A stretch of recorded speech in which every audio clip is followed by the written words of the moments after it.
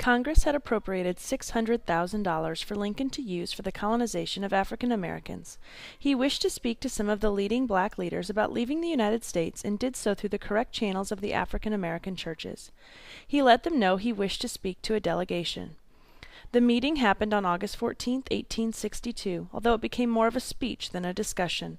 Lincoln explained to the delegation that he had been given some money for the colonization of those of African descent.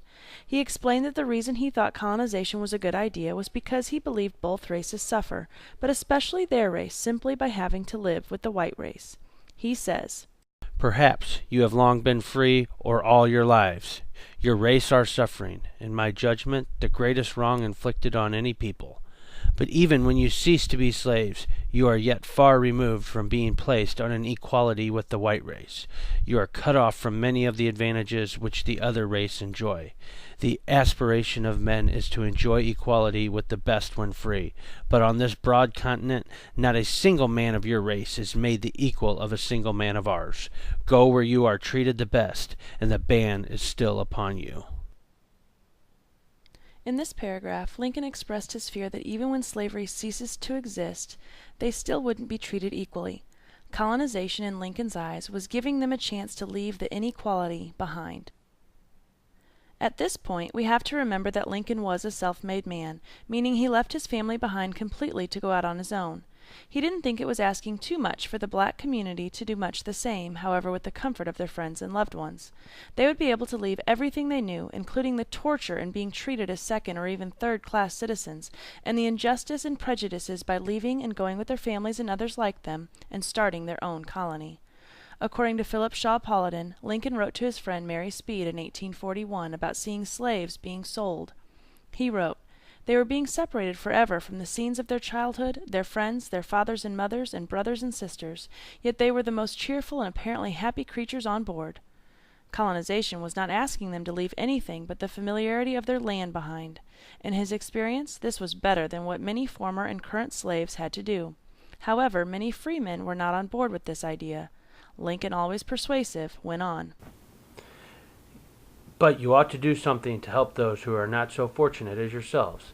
There is an unwillingness on the part of our people, harsh as it may be, for you free colored people to remain with us. Now, if you could give a start to the white people, you would open a wide door for many to be made free. If we deal with those who are not free at the beginning, and whose intellects are clouded by slavery, we have very poor materials to start with. If intelligent colored men, such as are before me, would move in this matter, much might be accomplished. It is exceedingly important that we have men at the beginning capable of thinking as white men, and not those who have been systematically oppressed." This seems to be a bit of a guilt trip. You are free. You have it easier than those who are not free. You need to help them. If you incredibly intelligent black men agree to leave with your families, it will first open the door for slave owners to free their slaves. Then those freed slaves would follow you in all of your wisdom to the new colony. He goes on to guilt them some more, even trying to compel them to act as George Washington would have. Then Lincoln begins giving ideas of where they could go and the advantages and disadvantages of each.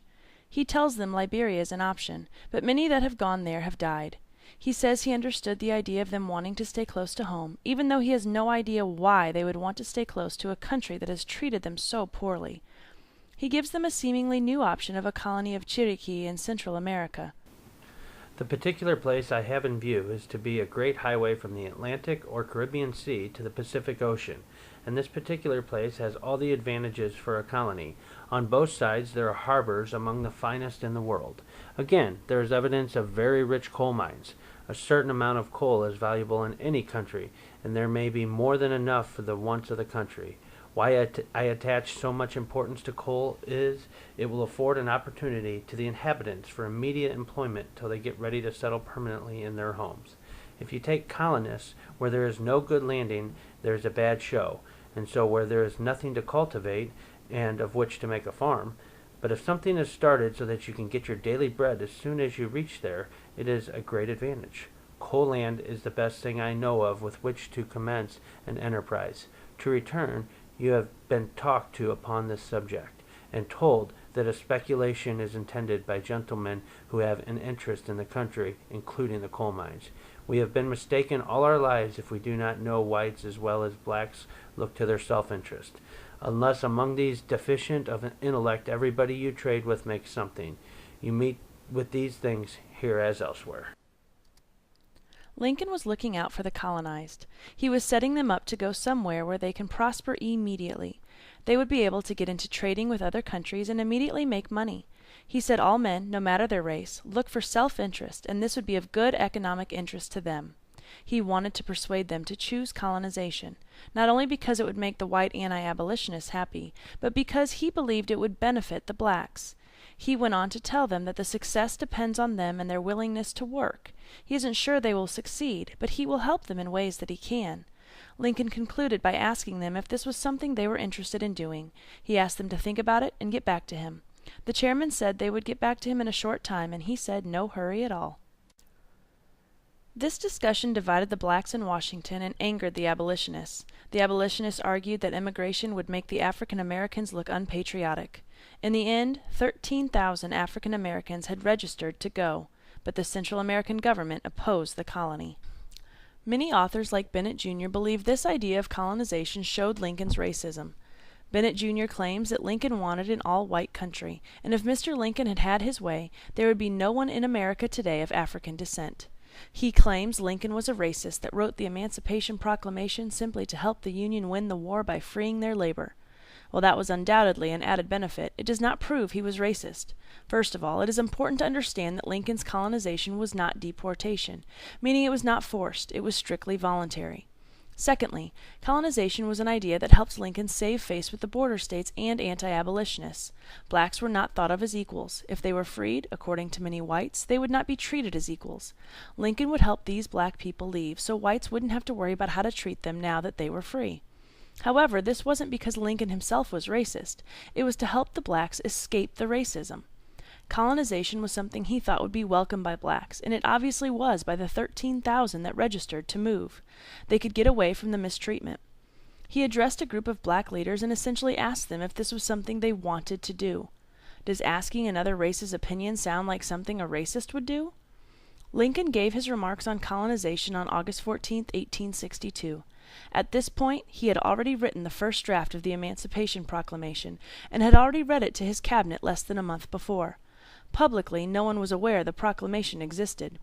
In my opinion, this address on colonization was twofold. The first was placating the border states. He does use some racial connotation. The second was to ask the blacks for their opinion on the issue of colonization. Make no mistake, he was trying to persuade the black delegation to choose colonization, but only because he believed it would truly benefit both races. Later in Louisiana, according to Foner, Lincoln said he would prefer that limited black suffrage be implemented. He singled out the very intelligent, meaning educated free blacks, and those who serve our cause as soldiers as most worthy. Again, he was slowly opening up his idea of equality for blacks. Would a racist be trying to implement some sort of voting rights for those of another race? Of course, at this point in time, only white males owning land had been allowed to vote for the better part of 100 years, which would make it difficult to get suffrage implemented for blacks. We will never know how he would have gradually implemented the equality of blacks. Colonization was not Lincoln's racism. It was quite the opposite. He encouraged them to be decision-makers in their own future.